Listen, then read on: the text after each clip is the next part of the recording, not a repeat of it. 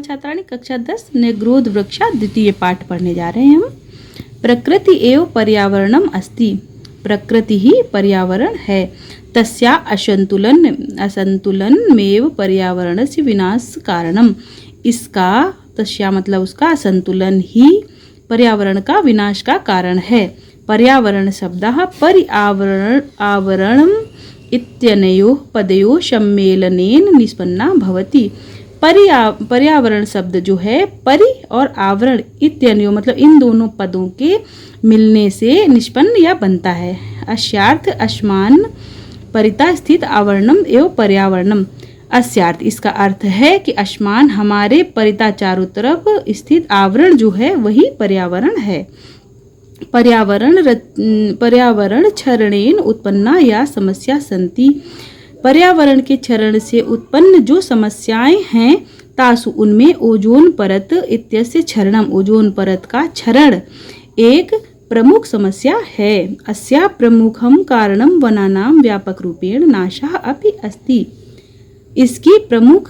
इसका प्रमुख कारण वनों का व्यापक रूप से नाश भी है। संस्कृत साहित्य में प्राचीन काल से ही पर्यावरण संरक्षण के प्रति जागरूकता देखी जाती है। अत्र एतम विषयम अवलंब्य एषा कथा प्रस्तुता अस्ति।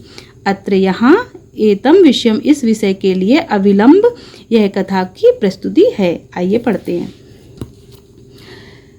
कस्मिंश्चित् ग्रामे एका प्राचीन विशाल च निग्रोध वृक्षा आसीत्। किसी गांव में एक विशाल बहुत बड़ा प्राचीन निग्रोध मतलब बरगद का पेड़ था। स पशु पक्षीभ्यः बहुविधेभ्यः जीव जंतुभ्यः मनुष्येभ्यः अपि नित्य बहुपकारकः आसीत्। वह पेड़ जो था पशु पक्षियों के लिए, बहुत प्रकार से के जीव जंतुओं के लिए और मनुष्यों के लिए भी नित्य रोज ही बहुत प्रकार से उपकारक था। पथिकाः तस्य वृक्षस्य छायायां पाथेयं भक्षित्वा मार्गायासं परिहरन्ति स्म। पथिक जो थे या आने जाने वाले उस वृक्ष की छाया में पाथे मतलब बैठते थे, भक्षित उसका भोजन करते थे और मार्ग की थकान को खत्म करके आराम करते थे। पशुवा छायार्थम, पशु जो है छाया के लिए वृक्ष मिमम आश्रम वृक्ष का आश्रय लेते थे या बैठते थे।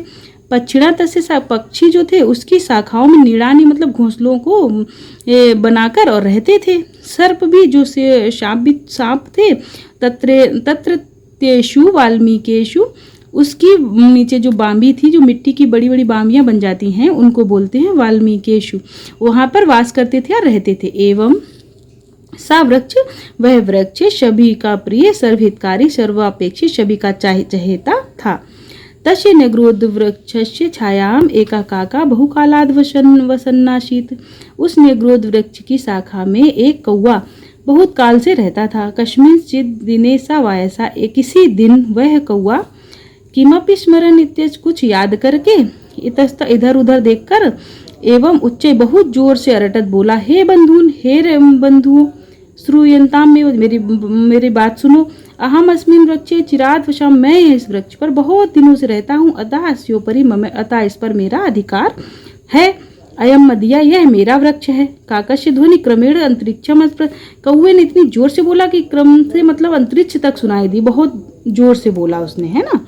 काकस्य रटनम श्रुत्वा, कौवे का रटनम सुनकर, कौवे की बात सुनकर वृक्ष के समीप चढ़ने वाले वृक्षाग्रे डयमाना, वृक्ष के समीप में चढ़ने या उड़ने वाले, वृक्ष के कोटरों में रहने वाले सभी प्राणी पशु पक्षी सर्पाश शमायाता आ गए। तेषां मध्ये प्रथमम सर्पा फटाटोपम कुरु, उनके मध्य में सर्वप्रथम सर्प जो था फण को पटकते हुए बोला, पितामहानाम, पिता और पितामह मतलब दादा परदादा के समय से मैं यहाँ पर रहता हूँ। अतोऽयम, अतः यह मेरा है। इति तत्र शाखात शाखांतरम चंक्रम, तब वहाँ पर शाखा शाखा पर रहने वाला घूमने वाला एक कीड़ा आया। वह क्या बोला कि मैं अर्भक मतलब अपने बच्चों के साथ बहुत समय से यहाँ पर रहता हूँ, इसलिए यह वृक्ष मेरा है। इसके बाद कौन आया? तोता आया। यह अश्य वृक्षस्य फलानि खादन, मैं इस वृक्ष के फलों को खाकर जन्म से ही यहाँ पर हूँ। ना मैं इस पेड़ को त्यागने की इच्छा नहीं करता हूँ, मतलब मैं यहाँ पर ही रहूँगा, मैं कहीं नहीं जाऊँगा। मदीयम एवाय, मेरा ही यह वृक्ष है। इति उच्चै आड़भत, यह जोर से बोला। ततश्च तत्रत्या अपरिमिता क्रम्या कीटा, तभी वहाँ पर अपरिमित मतलब बहुत सारे कृमि कीट, अयम तरु यह पेड़ मेरा है, यह पेड़ मेरा है, ऐसा करके अपना अपना अधिकार घोषण मतलब घोषणे लगे। और विचित्र कोलाहलम मतलब इतना सब कुछ बोलने लगे तो बहुत सारा कोलाहल हल्ला होने लगा। अत्रांतरे इसके बाद कश्चित कोई अजापुत्र या बकरी का बच्चा तत्रागता वहां आया। सोपि तस्य तरु पत्राणि खादन नंदति, वह उस पेड़ के पत्रों को खाकर आनंदित था या प्रसन्न था।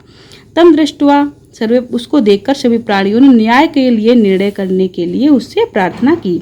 सर्वेशम सभी के वचनों को सुनकर वह अजह अवदत, वह बच्चा बोला, बकरा बोला, अस्तु मया सर्वेशम समेशाम समस्या समाकर्णिता, अस्तु मतलब ठीक है, मैं सभी की समस्या को दूर कर दूंगा, समाकरण कर दूंगा। इदानीं मम वचनानि यूयं श्रृणुता, अब आप सब मेरे बात को सुने। काश्चन शाखा काकेभ्यः शाखांतराणि च क्रमेभ्यः मूल सर्वेभ्यः, काश्चन कोई शाखा कौवे की है, शाखांतराणि कुछ कीटों की है, मूल सबका है। अनेन प्रकारेण सर्वेभ्यो वृक्षम विभज्य, इस प्रकार से सभी में पेड़ को बांट दूंगा और दे दूंगा। अस्मिन्नेव ग्रामे, इसी ग्राम में कोई वृक्षच्छेदक मेरा मित्र है। वृक्षच्छेदक मतलब लकड़ी काटने वाला, पेड़ काटने वाला।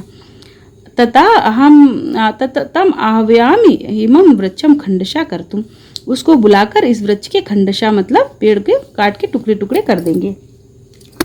अजस्य निर्णयः सर्वाः स्वीकृताः, बकरे का निर्णय सभी ने स्वीकार कर लिया। अतः सभी वृक्ष छेदक के समीप गए, नेग्रोध वृक्ष को काटने के लिए उससे भगानाम वितरणार्थ और अपने भागों को वितरण करने के लिए प्रार्थना की। परस्परम स्वयं काष्ठ छेदक अवदत्, उन सब की बातों को सुनकर वो लकड़हारा क्या बोला, पहले मैं वृक्षों को काटने का काम करता था, अधुना आजकल तादृश्य वह बुरा कार्य मैं नहीं करता हूँ। वृक्षाणाम छेदनम महता पापम, वृक्षों को काटना बहुत बड़ा पाप है, मेरे द्वारा यह अब नहीं किया जाता है, छोड़ दिया गया था। नेग्रोध वृक्ष के छेदनम मैं नहीं करूँगा, मैं काटूंगा नहीं।